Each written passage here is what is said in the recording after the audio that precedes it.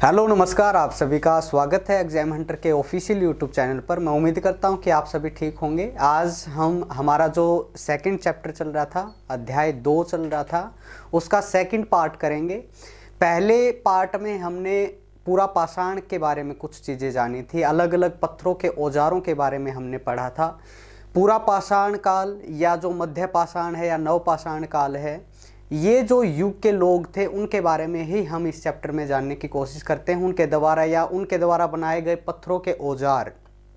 ठीक है, पत्थरों के औजार थे, उनकी खोज हुई, वो खोज किसने की, कब की, ठीक है। और इस पाषाण काल के तीनों युगों का जो जनक माना जाता है, उन जनकों के बारे में, उन फादर्स के बारे में हम पढ़ेंगे इनमें।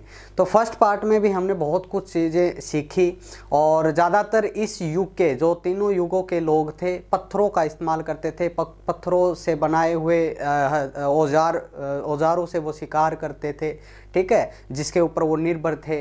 तो इसीलिए इस चैप्टर का नाम प्रस्तर युग पड़ा, स्टोन एज पड़ा, ठीक है। तो आज हम सेकेंड पार्ट में इस चैप्टर को कंप्लीट कर लेंगे।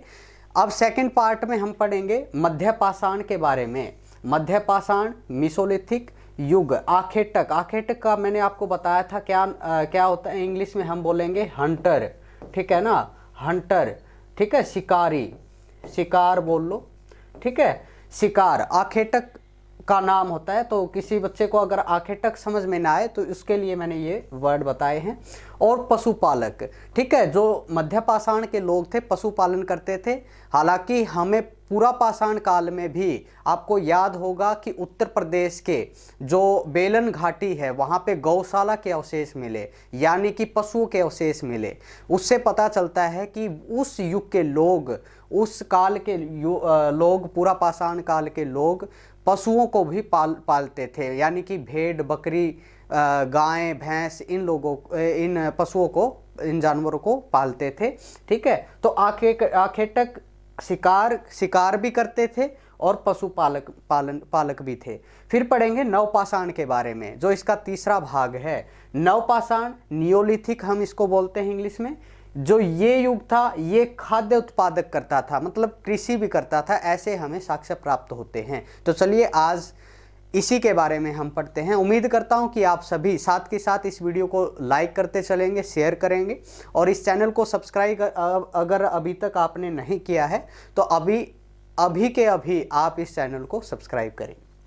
तो उम्मीद करता हूं कि आपको मैं अच्छे से समझा रहा हूं और आपको समझ में भी आ रहा है। और साथ ही साथ आप जो ये मैं इतना सब कुछ इसलिए लिखता हूँ ताकि आप लोग अपने सेल्फ नोट्स बना पाए, स्क्रीनशॉट ले लो या फिर मैं जो पढ़ा रहा हूँ साथ के साथ आप लिख लो, ताकि भविष्य में आने वाले जो भी एग्जाम हैं उनके अंदर आपको एक बार रिवीजन करने से ही पूरा कॉन्सेप्ट क्लियर हो जाए और अच्छे आपके मार्क्स आ जाएँ। तो चलिए हम पढ़ते हैं मध्य पाषाण। जैसे कि मैंने बताया, पहले ही बता चुका हूँ, मध्य पाषाण इंग्लिश में बोलेंगे मीसोलिथिक युग, आखेटक और पशुपालक। इसके बारे में हम सबसे पहले जानकारी प्राप्त करते हैं। बहुत ही इंपॉर्टेंट जो पॉइंट्स हैं, 3-4 पॉइंट मैं आपके सामने लेकर के आया हूं।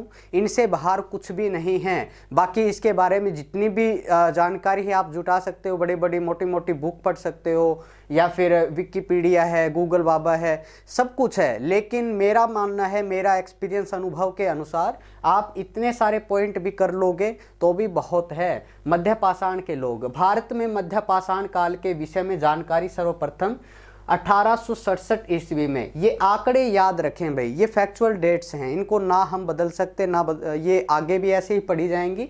आज भी हम ऐसे ही पढ़ रहे हैं, पहले भी मैंने ऐसे ही पढ़ी थी। तो ये जो फैक्चुअल डेट्स हैं ये ऐसी ही रहेंगी और ये भी फैक्चुअल ही तथ्य है। ये जो फैक्ट्स हैं ये सारे के सारे इतिहास है अपना, इसको कोई नहीं बदल पाया है, ठीक है ना, ये बदल ही नहीं सकता है, क्योंकि यही अपने पूर्वज पढ़ते आए, यही आज हम पढ़ रहे हैं, यही आगे पढ़े जाएंगे।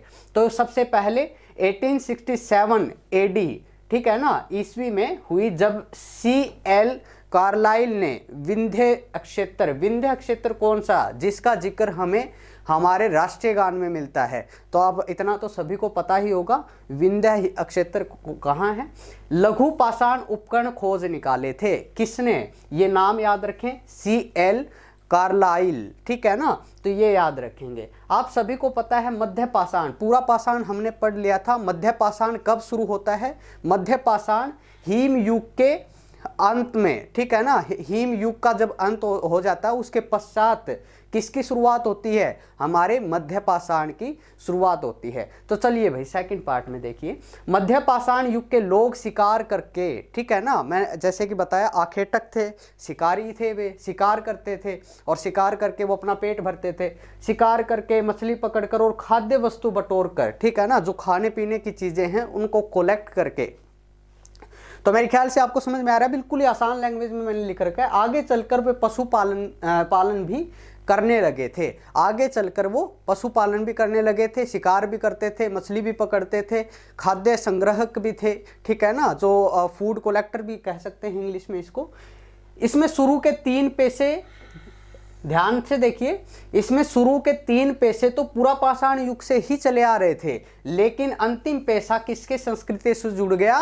नवपाषाण संस्कृति से जुड़ गया था। यानी कि वो खाद्य पदार्थ उगाने में भी सक्षम हो गया था, ठीक है ना। जैसे खेती बाड़ी भी करने लग गया था, जैसे गेहूं उगाना, जौ उगाना, ऐसे साक्ष्य हमें प्राप्त होते हैं, इसलिए मैं आपको बता रहा हूं। तो ये बहुत ही इंपॉर्टेंट 2 पॉइंट हमने पढ़े हैं। तीसरे में देखिए भाई, मध्य पाषाण युग के विशिष्ट औजार सूक्ष्म पाषाण। सूक्ष्म पाषाण क्या होते हैं? पत्थर के बहुत छोटे छोटे औजार, ठीक है ना। जैसे हमने कल हस्तकुठार के बारे में पढ़ा था, छेनी के बारे में पढ़ा था, अलग अलग पेबुल्स के बारे में, ठीक है ना।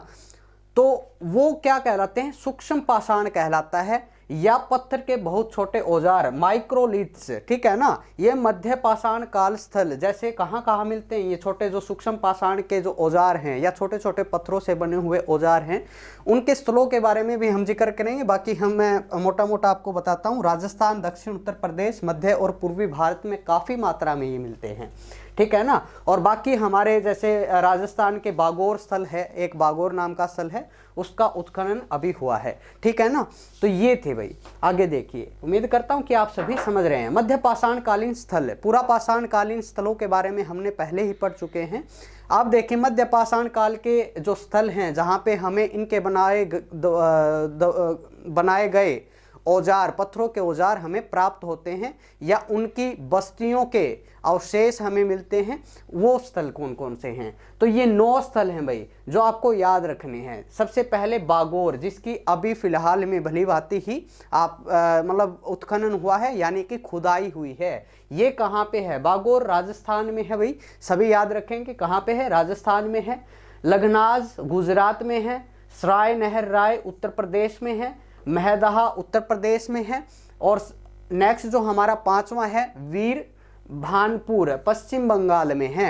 फिर हम छठे में देखिए आदमगढ़ है मध्य प्रदेश, पंचगढ़ी है मध्य प्रदेश, टेरी तमिलनाडु, जलालहली कर्नाटक। ये आप सारे 9 के 9 आप स्थल याद रखेंगे जहाँ पे हमें मध्य पाषाण कालीन जो अवशेष हमें मिलते हैं, इनके जो वैज्ञानिक आधार पर इनका उत्खनन हुआ और उत्खनन के दौरान, खुदाई के दौरान इनके बनाए गए औजारों का हमें स्वरूप देखने को मिला, ठीक है। इनके बारे में जानने को मिला कि इनकी भौतिक जीवन इनका कैसा था, ये कैसे रहते थे। तो हमें इन चीज़ों का पता चलता है उत्खननों से। तो आशा करता हूँ ये सभी स्थान आपने देख लिए होंगे, समझ लिए होंगे। सब फिर आता है भाई इसका ही मध्य प्रदेश में आदमगढ़, जिसके बारे में अभी अभी मैंने बताया, जो आदमगढ़ मध्य प्रदेश में है। राजस्थान में जो बागोर है, ये पशुपालन का प्राचीनतम साक्ष्य प्रस्तुत करते हैं। यानी कि यहाँ पे स्थलों पे जो हमें अवशेष मिलते हैं, जो सामग्री प्राप्त होती है, उनसे हमें पता चलता है कि ये लोग पशुपालन भी करते थे, गाय भैंस रखते थे, भेड़ बकरी रखते थे, ठीक है ना। इनका हमें जानकारी मिलती है, जिसका समय लगभग 5000 ईसा पूर्व, ठीक है ना, 5000 ईसा पूर्व यानी कि बीसी, बिफोर क्राइस्ट, आप सभी को पता है ये रखा जाता है, हो सकता है, मतलब ये हो सकता है। राजस्थान के एक पुराने नमक झील, याद रखें, नमक झील संभर के जमाओं के अध्ययन से प्रतीत होता है कि 7000 से 6000 ईसा पूर्व के आसपास पौधे लगाए जाते थे, कितनी अच्छी बात है और कितने अच्छे साक्ष्य हमें प्राप्त होते हैं कि बिफोर क्राइस्ट, ईसा मसीह के जन्म से भी पहले ऐसे हमें साक्ष्य प्राप्त होते हैं कि उस टाइम पे पौधे लगाए जाते थे। और आप सभी को पता है ईसा पूर्व, आप सोचो कि 7000 से 6000, जैसे कि मैंने पहले भी बताया कि बीसी की जितनी भी सन होती हैं या डेट्स होती हैं वो उल्टी चलती हैं। एडी में आकर के आज एडी में हम चल रहे हैं, ठीक है ना। वो जो सीरियल वाइज चलती हैं, जैसे 2022 से आने वाला साल 2023 होगा, फिर 24 होगा। लेकिन जब बीसी ईसा पूर्व का था ना, ईसा मसीह से पहले डेट उल्टी चलती थी, जैसे 7000 से 6000, 6000 से 5, 4000, 3000, 2000 ऐसे चलती थी। तो मेरे ख्याल से आप सभी को समझाया था मैंने, आपको फर्स्ट वीडियो लेक्चर में ही समझाया था एडी बीसी क्या होता है, ठीक है ना, इनके बारे में। तो ये था भाई, बहुत ही अच्छे साक्ष्य प्राप्त हुए, मेरे ख्याल से ये समझ में आया होगा। और बहुत ही इंपॉर्टेंट पॉइंट्स हैं, कोई ना एक पॉइंट आपके एग्जाम में आ जाएगा और आप देखते रह जाओगे। इसलिए कह रहा हूँ कि बड़े ही ध्यान से बिना स्किप करे आप इस लेक्चर को देखें। और भैया पढ़ना तो पड़ेगा, अगर आपको अपना मुकाम हासिल करना है या कोई नौकरी चाहिए तो आपको बोर भी होना पड़ेगा, मेहनत करनी पड़ेगी और ऐसे ऐसे वीडियो लेक्चर हिस्ट्री के देखने भी पड़ेंगे। और मैं तो बिल्कुल छोटे छोटे करवा करके बता रहा हूँ, बिल्कुल इंपॉर्टेंट बता रहा हूँ, ठीक है ना। तो इसको ध्यान से पढ़ें और शेयर भी करते चलें भाई। मध्य पाषाण संस्कृति का महत्व मोटे तौर पर 9000 ईसा पूर्व से 4000 ईसा पूर्व तक बना रहा, ठीक है ना। तो ये एक आंकड़ा याद रखे, जो मध्य पाषाण है इसका याद रखे, 9000 ईसा पूर्व से 9000 ईसा पूर्व से कब तक बना रहा, 4000 ईसा पूर्व तक ये बना रहा भाई, ठीक है ना। तो ये याद रखेंगे, ये आंकड़ा बहुत ही महत्वपूर्ण है।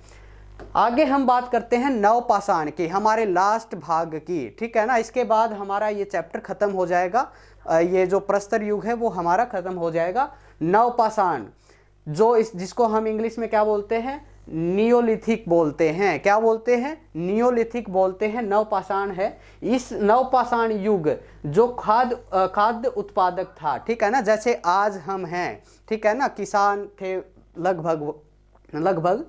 तो फर्स्ट पॉइंट में इनके बारे में क्या बताया, पहला नवपाषाणिक स्थल जो, ठीक है, पहला नवपाषाणिक स्थल एच.सी. मैस्यूर के द्वारा 1860 ईस्वी उत्तर प्रदेश में खोजा गया, ठीक है ना। उत्तर प्रदेश में ये खोजा गया, किन के द्वारा खोजा गया, एच.सी. मैसूर के द्वारा। कब खोजा गया, 1860 में, ठीक है ना, 1860 एडी में, ठीक है ना, ईस्वी में, ठीक है। सेकंड पॉइंट देखिए, नवपाषाण या नियोलिथिक, ठीक है ना, शब्द का प्रयोग सबसे पहले सर जॉन लुबाक ने 1865 एडी यानी कि 1865 ईस्वी में किया था भाई। उत्तर पश्चिम में तीसरा पॉइंट हम देख रहे हैं, बहुत ही बेसिक और बिल्कुल इंपॉर्टेंट है भाई, बेसिक है और उसके साथ साथ कैसा है, इंपॉर्टेंट पॉइंट्स हैं। ध्यान से देख लोगे, समझ लोगे, लिख लोगे तो आपका ही इसमें फायदा है, ठीक है ना। एक तो नाम याद रखें, दूसरे ये आंकड़े याद रखें। उत्तर पश्चिम में कश्मीर नवपाषाण संस्कृति की कई विशेषताएं हैं।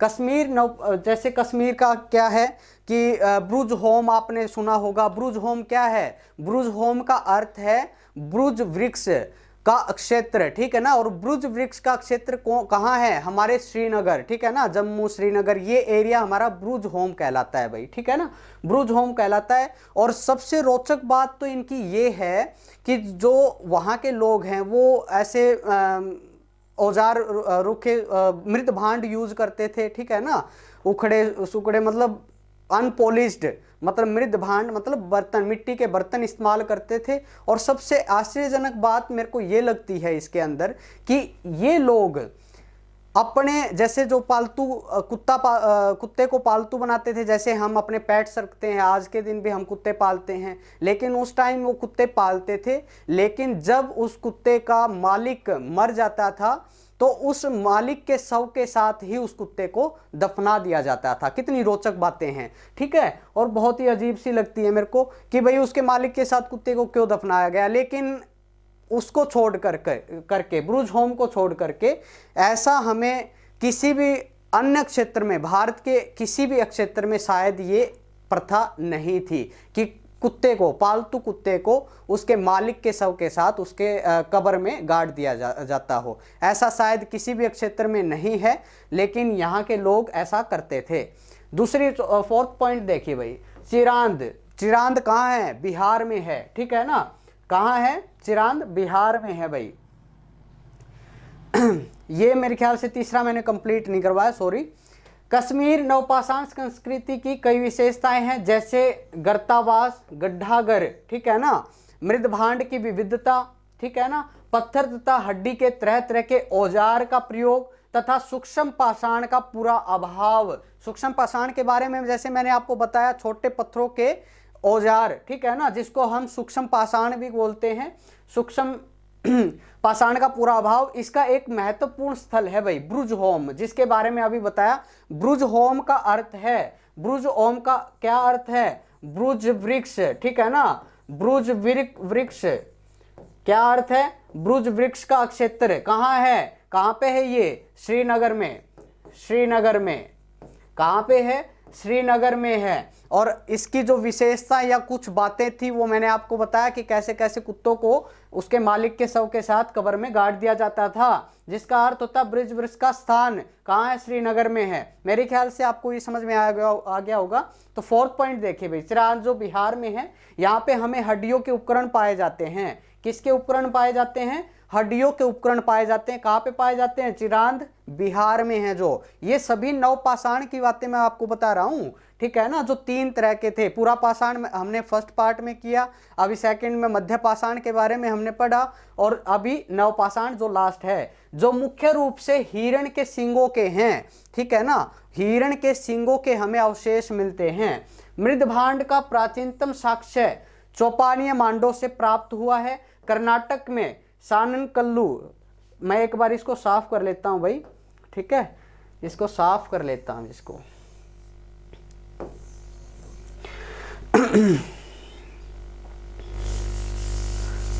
तो साथ के साथ भाई लिखते रहो, बहुत ही इंपॉर्टेंट चीजें हैं ये, और बार बार नहीं आती है। वैसे बहुत सारी कितनी किताब पढ़ लोगे, और मेरे ख्याल से कोई बच्चा ऐसा होगा जो हिस्ट्री में इंटरेस्ट रखता होगा, ठीक है ना। बाकी ये इंपॉर्टेंट है और मौका पड़ा है, आपके लिए ही इतनी मेहनत करी जा रही है, तो इस मेहनत का आप अच्छे से फायदा उठाएं। मैं क्या बता रहा था कि जिसका जो हिरण के सींगों के हैं। फिर फिफ्थ में चलते हैं भाई, मृदभांड का प्राचीनतम साक्ष्य चौपानी मांडो से प्राप्त हुआ है। कहाँ से प्राप्त हुआ है? चौपानी मांडो से प्राप्त हुआ है। कर्नाटक में सगनकल्लू, मैसूर तथा पिकली हल के से राख के टीले प्राप्त हुए हैं। पिकली हल से क्या प्राप्त होता है? हमें राख के टीले प्राप्त होते हैं। तो मेरे ख्याल से इंपॉर्टेंट पॉइंट्स थे जो इनके मैंने बताए हैं, वो आपको समझ में आए होंगे। नेक्स्ट देखिए, नवपाषाण युग के लोग दूसरा समूह, जैसे लोगों का दूसरा समूह था वो कहाँ पर है? जो मैंने हाईलाइट पॉइंट आपको बताया है, दूसरा समूह कहाँ का था? दक्षिण भारत में, गोदावरी नदी के दक्षिण में। ये ज्यादातर लोग कहाँ पर रहते थे? नदियों के तट पर, ठीक है ना, नदियों के तट पर रहते थे। वे लोग आमतौर पर नदी किनारे ग्रेनाइट की पहाड़ियों के ऊपर के पठारों में बसते थे भाई, ठीक है ना। ज्यादातर वे पत्थर की कुल्हाड़ियों का इस्तेमाल करते थे। कुल्हाड़ी हैंड एक्स, जिसको हम हस्त कुठार भी बोलते हैं। कई तरह के प्रस्तर, कई तरह के पत्थर, फलकों का भी प्रयोग करते थे। पक्की मिट्टी की मूर्तियों, ठीक है ना, फिंगरिस, ठीक है, ये प्रकट होता है पक्की मिट्टी की मूर्तियों को। पक्की मिट्टी का मतलब क्या समझते हो? पकाई हुई मिट्टी। अब वो हमारे तरह कोई चिमनी भट्टा ऐसे नहीं लगाते थे भाई, कच्ची ईंट है उसको पकाने के लिए एक भट्टे की ज़रूरत है, ऐसा नहीं करते थे। वो क्या करते थे? लकड़ियों को जमा करते थे जंगल से, और उन लकड़ियों का ढेर बना करके उसमें आग लगा करके जो उनके द्वारा मूर्ति बनाई गई है, ठीक है ना, उनकी मूर्ति बनाई हुई है, वो उसमें डाल देते थे और वो पक जाती थी, ठीक है ना। मेरे ख्याल से समझ गए होंगे। पकी हुई मिट्टी की मूर्तियों, जिसको हम फिंगरिस बोलते हैं, ये प्रकट होता है कि बहुत से जानवर पालते थे, वो बहुत सारे जानवर पालते थे। ऐसे साक्ष्य हमें पुरापाषाण में भी मिले, मध्य पाषाण में भी मिले, और नवपाषाण के काल में भी मिले। अनेक ये जैसे गाय, बैल, भेड़, बकरी होती थी, सिलबट्टे का प्रयोग करते थे। सिलबट्टा आप समझते होंगे, कई सारे बच्चे समझते हैं, सिलबट्टा तो अपना ऐसे ही यूज करते हैं, जिससे प्रकट होता है कि वे अनाज पैदा करना जानते थे, जिससे हमें ये पता चलता है कि वे अनाज भी पैदा करना जानते थे। फिर देखिए भाई, कर्नाटक के पिकलीहल के नवपाषाणिक युग निवासी पशुपालक थे, ठीक है ना, इसलिए तो मैंने ये पशुपालक और खाद्य उत्पादक लिखवाया है। नवपाषाण काल के जो पिकलीहल से राख से ढेर और निवास स्थान दोनों मिलते हैं। ऐसी ऐसी बस्तियों के अवशेष हमें मिलते हैं जिनका निर्माण 7000 ईसा पूर्व में था भाई, ठीक है ना, 7000 ईसा पूर्व में भी ऐसी बस्तियों का हमें वो मिलते हैं भाई, अवशेष मिलते हैं। आगे देखिए भाई, आपको समझ में आ गया होगा, बहुत सारे प्रकट होता है कि वो अनाज पैदा करना भी जानते थे, अनेक तरह के पशु भी पालते थे, शिकार भी करते थे। तो इस चैप्टर में हमने पूरा का पूरा प्रस्तर युग हमने कवर कर लिया है, ठीक है ना, और आशा करता हूँ कि आपने समझा होगा अच्छे से। तो ये लास्ट पॉइंट्स है भाई। नवपाषाण युग के निवासी सबसे पुराने कृषक समुदाय थे, ये पॉइंट हाईलाइट कर लें, बिल्कुल इंपॉर्टेंट है भाई। क्या थे? नवपाषाण युग के निवासी सबसे प्राचीन, सबसे पुराने कृषक समुदाय थे भाई, ग्रुप्स थे। वे पत्थर की कुदालों, जिसको हम हो बोलते हैं, और खुदाई के लिए डंडों के जमीन खोदते थे, ठीक है ना, खुदाई के लिए डंडों से जमीन खोदा करते थे भाई, और डंडों से में 1 से आधे किलोग्राम वजन के पत्थर के छल्ले लगे रहते थे, ठीक है ना। कैसा डंडा होगा? आधे ग्राम के छल्ले लगे रहते थे, जैसे ये डंडा है, ये छल्ले लगे रहते थे उसके अंदर, ठीक है। पत्थर के पालिशदार औजारों के अलावा वे सूक्ष्म पाषाण फलकों का भी प्रयोग करते थे। सूक्ष्म पाषाण फलक, ठीक है ना, जो ब्लेड्स होते हैं, ठीक है ना, ब्लेड बोलते हैं, फलक को क्या बोलते हैं? ब्लेड्स बोलते हैं भाई, ठीक है ना, ब्लेड्स का प्रयोग करते थे। सूक्ष्म पाषाण से आप समझते हो, छोटे पत्थरों से ये बनते थे। मिट्टी और सरकंडे का बना गोलाकार या आयताकार घरों में वो रहते थे, सरकंडे के बने हुए झोपड़ियों में वो रहते थे, ऐसे हमें साक्ष्य प्राप्त होते हैं। सेकंड पॉइंट देखिए, ये रागी और कुल्थी पैदा करते थे भाई, ये फसल क्या करते थे? पैदा करते थे। मेहरगढ़ में बसने वाले नवपाषाण युग के लोग अधिक उन्नत थे, ठीक है ना। कैसे थे? अधिक उन्नत है। कहाँ के लोग? मेहरगढ़ में बसने वाले जो नवपाषाणिक युग थे, वो उनका डेवलपमेंट ज़्यादा था भाई, उनका तरक्की ज़्यादा की उन्होंने। वे गेहूं, ठीक है, जौ और रुई उपजाते थे भाई, ठीक है ना, कपास उपजाते थे, जौ, गेहूं, ये अनाज उन्होंने उगाया, ठीक है। और कच्ची ईंटों के घरों में वो रहते थे। कैसी ईंटों में रहते थे? कच्ची ईंटों के घरों में। तो ये ज़्यादा उन्नत थे। ये जो कच्ची ईंटों के घरों में रहते थे, या जो गेहूं, जो रुई उपजाते थे, वो ये नवपाषाण लोग मेहरगढ़ में बसते थे। मेहरगढ़, ठीक है ना, मेहरगढ़ स्थान पे जो बसते थे ना, उनकी बात कर रहा हूं। बाकी जो थे वो रागी और कुल्थी ही पैदा करते थे और सरकंडे के बने हुए घरों में रहते थे। तो मेरे ख्याल से आपको ये समझ में आया होगा। कुंभकारी सबसे पहले इसी अवस्था में दिखाई गई। हाथ की कलाकारी सबसे पहले इसी नवपाषाण में दिखाई गई, इसी युग के लोगों ने दिखाई भाई, ठीक है ना। आरंभ में हाथ से बनाए मृद भांड मिलते हैं, बाद में मिट्टी के बर्तन चौक पर बनने लगे। पहले तो क्या करते थे? हाथ से ही मिट्टी के मृद भांड बनाते थे। आहिस्ता आहिस्ता, जैसे आज हम मिट्टी के घड़े बनाते हैं, किस पर बनाते हैं? एक चाक होता है, चाक मेरे ख्याल से सभी ने देखा होगा, ये गोल गोल घूमता है भाई। इसके ऊपर जो कुम्हार लोग हैं या जो भी घड़े बनाते हैं, वो लोग मिट्टी लेते हैं और यहाँ पर घड़ा बनता है भाई, और इसको बार बार घुमाया जाता है, तो ये चाक बोला जाता है भाई। और चाक पर बनने लगे। इन बर्तनों में पॉलिशदार काला मृद भांड, मतलब काला पॉलिश किया हुआ मृद भांड भी पाए गए। दूसर मृद भांड और चटाई की छाप वाले मृद भांड शामिल किए गए। चटाई की छाप ऐसे, ठीक है ना, जो डिजाइन निकालते हैं उसके ऊपर। अब जो सेकंड है, उससे हमें यह आंकड़ा मिलता है कि 9000 ईसा पूर्व और 3000 ईसा पूर्व के बीच की अवधि में पश्चिम एशिया में भारी तकनीकी प्रगति हुई, क्योंकि इसी अवधि में लोगों ने खेती, बुनाई, कुम्भकारी, भवन निर्माण, पशुपालन, लेखन आदि, ठीक है ना, आदि कौशल जो चीजें हैं वो सीखी भाई, विकास विकसित किया उनको, परंतु भारत में यह सारा कुछ विलंब से हुआ। भारत में ये कुछ टाइम बाद हुआ भाई, ठीक है ना। फिर भी भारतीय उपमहाद्वीप में नवपाषाण युग ईसा पूर्व 6ठी शताब्दी में के आसपास शुरू हुआ, ठीक है ना। तो ये भी आप याद रखें, भारत से जुड़ी हुई चीजें तो हमें समझनी है ना। तो भारत में ये जो उपमहाद्वीप में, उपमहाद्वीप बोला जाता है भारत को, तो नवपाषाण युग कब स्टार्ट होता है, ये होता है पूर्व, जैसे 6ठी शताब्दी के आसपास ये शुरू होता है, जिसमें चावल, गेहूं, जौ आदि सहित कई महत्वपूर्ण फसलें इस उपमहाद्वीप में इसी अवधि में उपजाई जाने लगी और संसार के इस भाग में कई गांव बसे, ठीक है ना। संसार के कई गांव इसमें बसे। तो ये था भाई हमारे तीनों पार्ट। उससे आगे मैं आपको बता देता हूं कि हमारे पास और भी फैकल्टीज हैं, ठीक है, जैसे physics, chemistry, mathematics, biology, Haryana GK, Hindi, English, political science, history, geography. इनके रिटर्न नोट्स भी हमारे पास उपलब्ध हैं। अगर आपको इन सभी के रिटर्न नोट्स आपने लेने हैं तो ये दिए गए नंबर्स पर आप कांटेक्ट कर सकते हैं, ईमेल कर सकते हैं। और आपसे मैं उम्मीद करता हूं कि अगर आपको ये वीडियो लेक्चर्स पसंद आ रहे हैं तो प्लीज़ लाइक करें, उन बच्चों के पास शेयर करें, आपके दोस्तों के पास शेयर करें जो बच्चा कंपटीशन की तैयारी कर रहा है, आने वाले एग्जाम्स की तैयारी कर रहा है। हमारा उद्देश्य है कि हम उन बच्चों को कम से कम इतना मतलब आसान तरीके से उनको ऐसे सब्जेक्ट करवाएं कि उनको बिल्कुल कम टाइम में उनको हेल्प करे ये चीज़ें, ठीक है ना।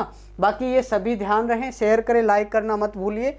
और कल हम अपना नेक्स्ट चैप्टर करेंगे, थर्ड जो चैप्टर है हमारा ताम्रपाषाण युग करेंगे, जिसमें धातु इस्तेमाल होने लगी थी।